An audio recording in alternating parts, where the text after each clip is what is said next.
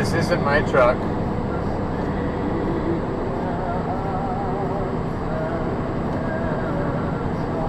I pushed it yesterday and I got back from Rochester in one day.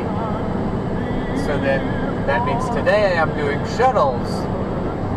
And they want us to do shuttles with day cabs and not sleeper cabs. So I'm in a day cab. But there's a lesson here. I've got Tony Bennett playing. I took the time to move my nice speaker that Christiana, my daughter, gave me over to this truck. I moved all my electronics. I moved my dash cam. It's so beautiful today. It's just such a beautiful day. First day of December. I'm excited to get yesterday's footage up because I captured the most gorgeous sunset from Turkey Hill. But the lesson, it was two things. I wanted you to see the river. I'm driving right along the Susquehanna River,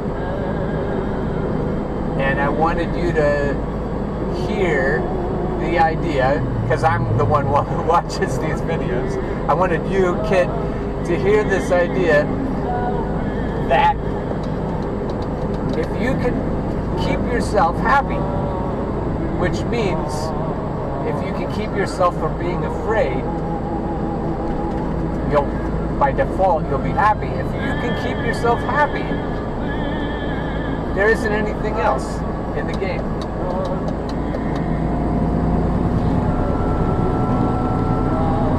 It makes you impervious to what other people think and how they want to manipulate your emotions, whether they're people you can see or not. And so whatever you need to do to put your conditions in the right place, and that's mostly the housekeeping you do on the inside with your emotions, then it's worth the time it takes.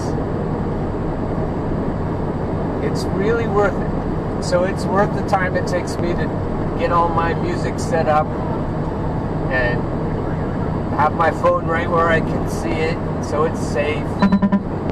Makes me feel, these newer trucks, if you scoot over a little too close to the line, it does that sound.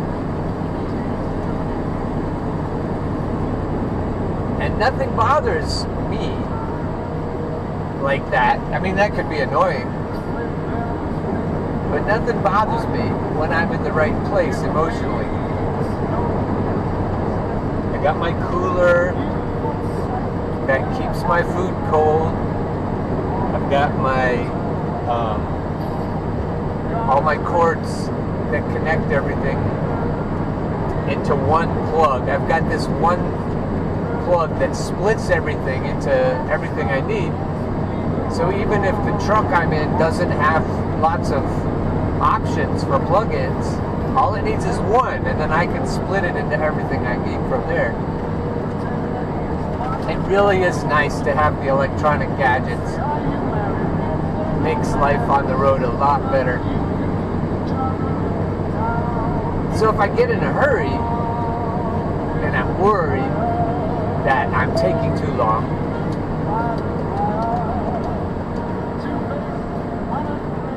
then I was slowing down for the speed limit change. If I take such a long time and I worry that other people are going to be upset watching the clock, hey, why are you taking so long? I am too old to worry about that shit. If they don't like how long I take to move my stuff, they can get somebody else to do this. Some other interchangeable cog for the machinery.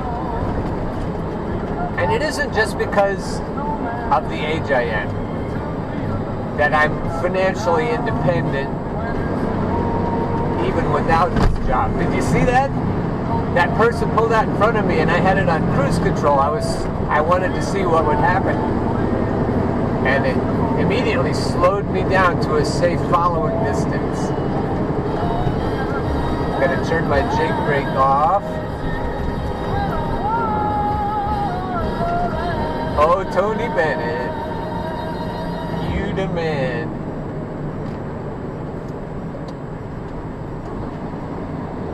Oh, what do we got here? Road destruction. Ah, he's letting me through. It's weird when you're in a truck that has a gear shift, which this one doesn't. They keep you on stop until you get all the way stopped, and you have to shift all the way down, and then they turn their little sign around. So you have to go through all the machinations. Oh, they need some people at this light. There isn't any way they should make a stop at this light. That's just not gonna be good. And then if you're real bad and you're worried about what people think, then you don't go through the red light. Then you think, oh no, I could lose my job. And that ain't it, kid. There's no way you can have your emotions in the right place. That's the most important thing I'm telling myself right now. You just can't keep yourself in that spot that you need to be in if you're worried that somebody else is going to disapprove of you if you do things your way instead of their way. This one bit of knowledge is going to change your life forever. It's something that I told my kids in the car this morning, and it just slipped out in a normal conversation, but actually I could really feel the penny drop for them. It's something that if I had known 20 years ago, I think I would have escaped a lot of anxiety and depression. Oh, why isn't this stuff taught in schools? So yeah, I trained as a life coach, and I was a life coach for 3 or 4 years, and by doing that, I learned a lot about psychology. I'm not a psychologist, but I understand how to get from A to B in a way to heal your mind in a certain degree. Especially with life coaching, it's all about forwarding yourself and progressing. The problem that most people have, and it's something that came up recently in one of my TikToks, is concerning your inner dialogue. Now, not everyone has an intrusive dialogue, and I was really shocked to learn that recently, that it's not as pervasive for everyone than it has been for me in my life. And if you're someone that is very sensitive or you've suffered a lot of trauma, then that voice is going to be even louder and harder to ignore. So this one bit of information I'm going to tell you is really going to shift the perspective for you for the better. I'm going to tell it in 2 parts as well. Okay, so the voice in your head is not you. It's not you. The thing you have to understand about the brain is the mechanics and the science behind it. You have to understand the limbic system, and you have to understand the amygdala, which is your fear response center. The thing is, when your brain perceives something to be dangerous, it will instantly shut it down and try to stop you from doing it. And we all understand that in the anxiety, fear response, the fight or flight, the freeze, the fawn. But it's much more insidious and clever than you would ever imagine. The voice in your head that's telling you that you're all fat, you're stupid, you said a silly thing, you shouldn't be doing that thing, is your fear. And that is your ego. Your ego isn't your grandiosity. Your ego is the one aspect of your mind that wants to keep you where you are, where you're safe, where it thinks that you are best. It doesn't understand why you'd want to do anything else, so it will seek to stop you. So once you understand that, you notice that voice as someone else. It's not actually who you are. This is why they say observe your thoughts. I heard this yesterday and I thought it was brilliant. If you imagine that voice in your head as a little person in the corner of the room in a rocking chair, and you can say, okay, over there, you rock away, you do your crazy thing. The second part of this I'm going to tell you is you are the person observing your thoughts. That is really who you are.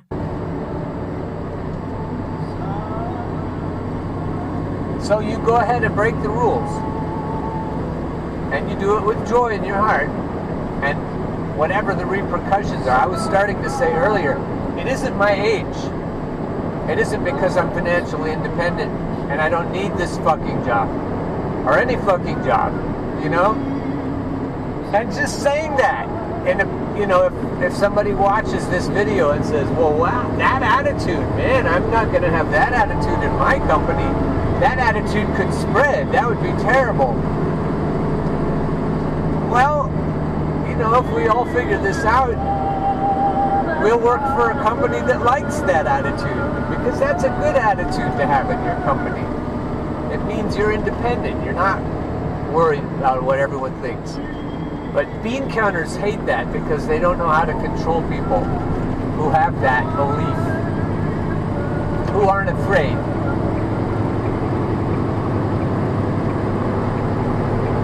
If they need you to be afraid, then you don't need that job.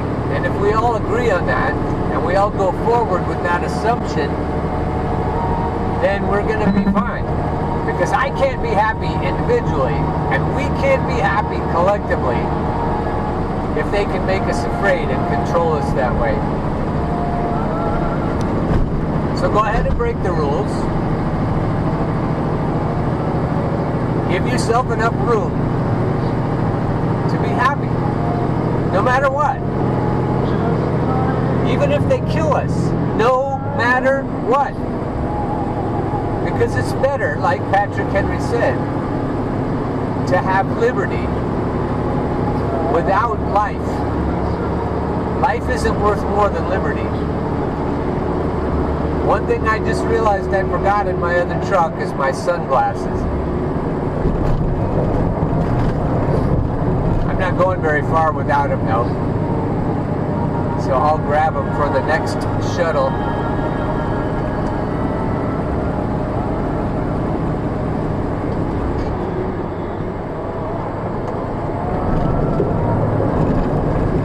Yeah, there's just no way to be happy if you let other people control you.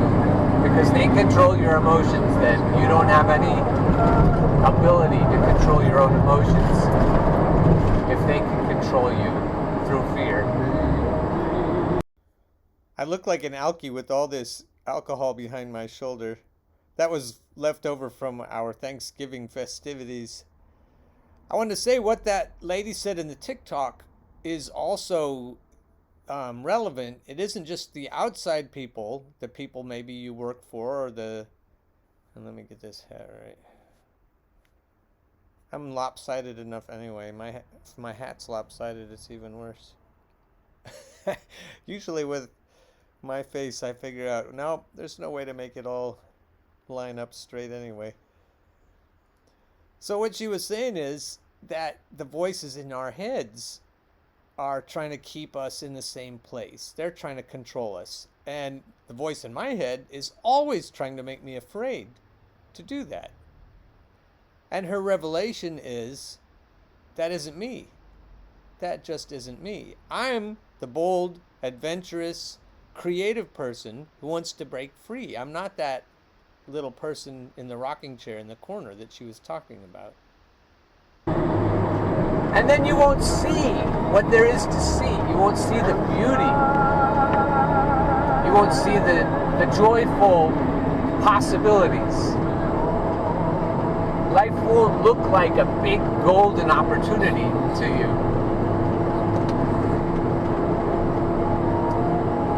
You'll only see your limitations. You'll only see what you're not allowed to do. I was thinking about my grandma, my dad's mom, and she got to the end of her long life and she committed suicide.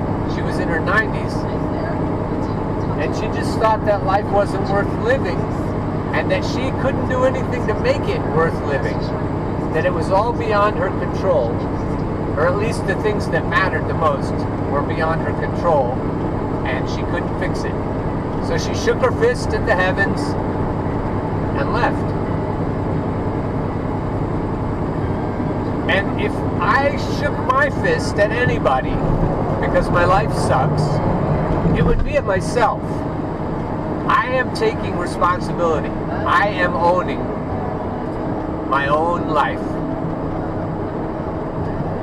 and my own death I mean, I don't have any trouble with exiting if that's the best answer. But if it's because you've given up on your own ability to fix things, then you've missed it. Because you can fix things. I know it's dangerous to say so, but you have access to more buttons and levers than you realize.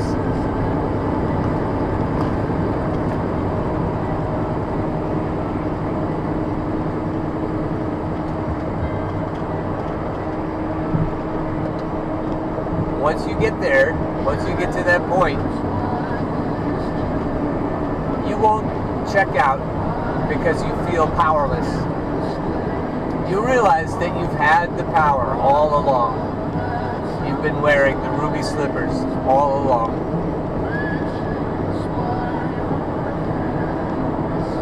Just think what the world is going to be like when we all figure this out. Because the day is coming. It's funny about Christmas music because I am such a heretic. But there's something in the whole idea of Christmas that's true. There's something true in it. There is hope for the world. There is hope for us individually. There's hope for us collectively. There is a day that's coming where there will be peace on earth.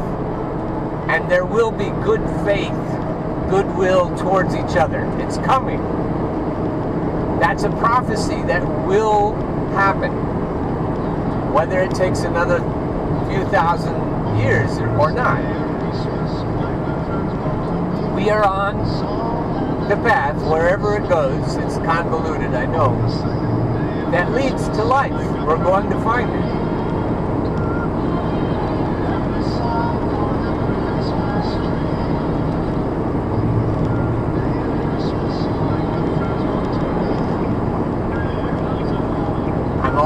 Mount Bill. Wanted to start me off, you, the person who watches, with the idea that we can do this if we don't let other people have any access to our buttons and levers.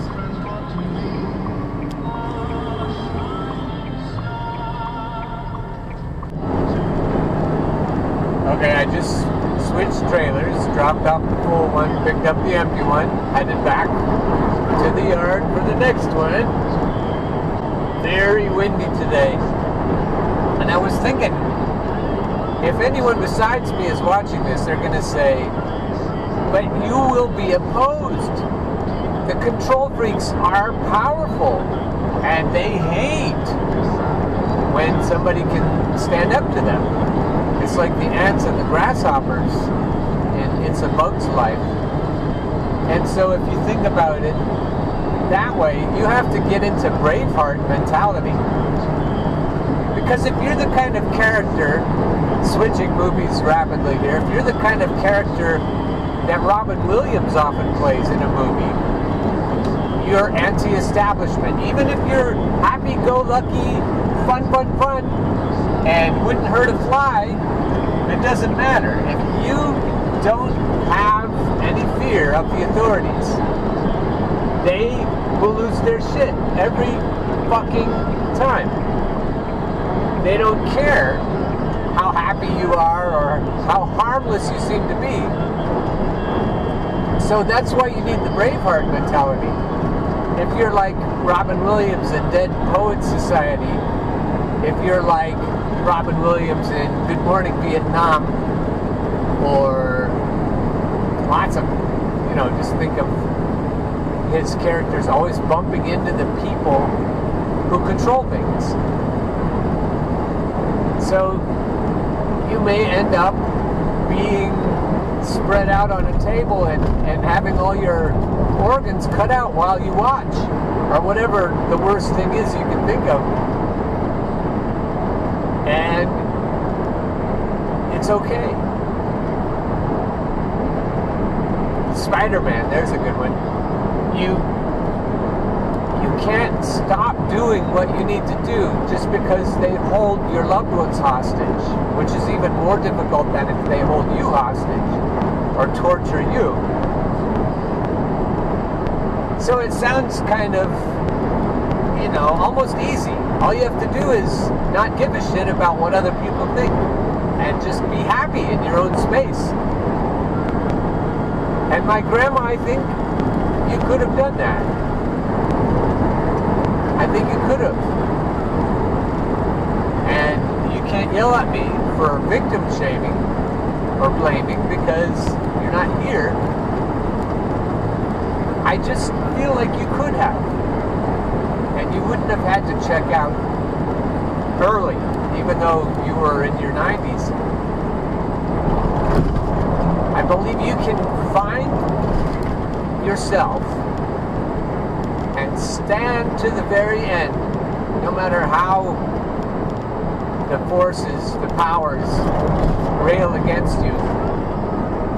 Jesus is another example. He pushed the buttons of the establishment. He said things that they couldn't accept. He made himself to be something that they couldn't allow him to be. And so therefore they tortured him in the worst possible way. And if anybody follows Jesus, even if it's just the philosophy of Jesus, the Zen-centeredness of Jesus, even if it's just following him and the way he said to live as opposed to all the other trappings, you have to admit that you will have a cross to bear. He said so. Blessed are you when you're persecuted for my name's sake. Well, you can be persecuted for your own name's sake too, if you stick up for yourself. And I'm here to tell you, whatever it costs, and I'll let you know whatever that is, it's absolutely worth it. Absolutely worth it. And if we all figure that out, the world won't be anything like it is now.